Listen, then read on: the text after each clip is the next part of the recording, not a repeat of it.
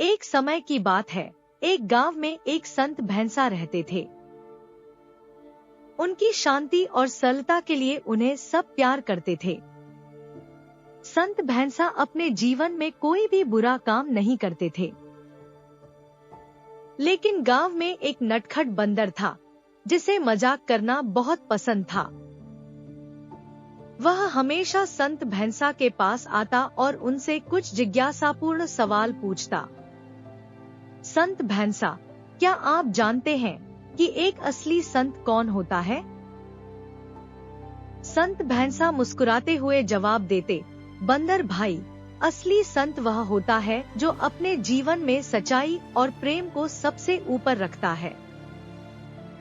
लेकिन बंदर की नटखट हरकतें संत भैंसा को अक्सर परेशान करती थी।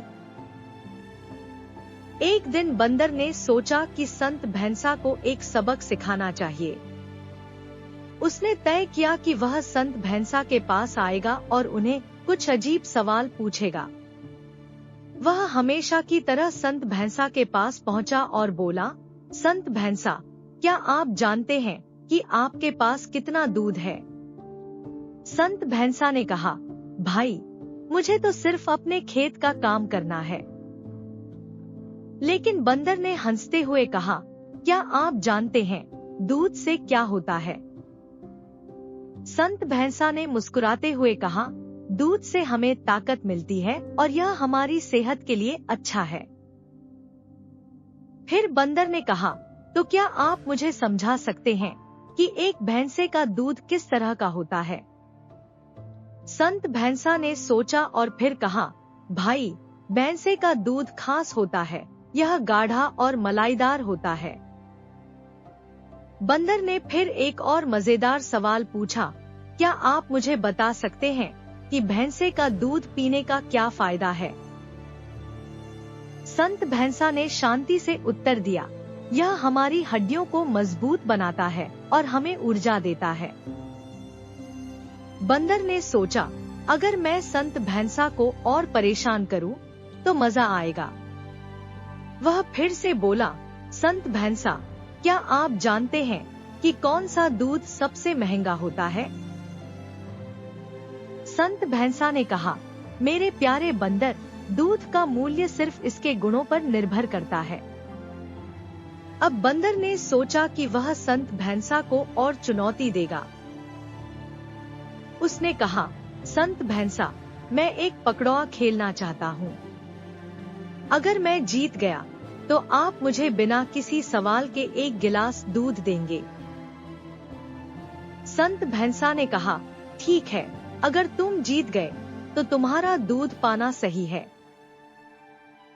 खेल शुरू हुआ और बंदर ने हर चाल में नटखटता दिखाई।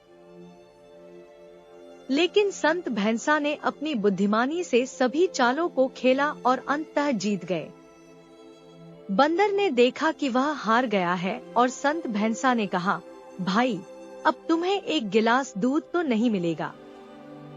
बंदर ने हंसते हुए कहा, लेकिन मैंने तो आपके साथ खेला और आपसे बहुत कुछ सीखा। संत भैंसा मुस्कुराने लगे और बोले, सबक सिखाना तो अच्छा है, लेकिन ईमानदारी से खेलना सबसे महत्वपूर्ण है। इस पर बंदर ने सोचा और कहा, आप सच में महान हैं, संत भैंसा। मैं अब समझ गया हूँ कि मजाक मजेदार होता है, लेकिन हमें अपने दोस्तों का सम्मान करना चाहिए। इस बातचीत ने दोनों के बीच सद्भावना और समझ को गहरा किया। अंत में संत भैंसा ने कहा, याद रखो बंदर भाई, ज्ञान बांटने से बढ़ता है। इस तरह संत भैंसा और नटखट बंदर एक दूसरे के अच्छे दोस्त बन गए और गांव में हंसी और खुशी फैलाने लगे। उनकी दोस्ती ने गांव के सभी लोगों को यह सिखाया कि हंसी में ही सच्चा आनंद है, लेकिन साथ ही सम्मान और समझ का महत्व भी। इस कहानी का संदेश है कि हम सभी को एक दूसरे का आदर करना चाहिए, चाहे हम कितने भी अलग क्यों न हों।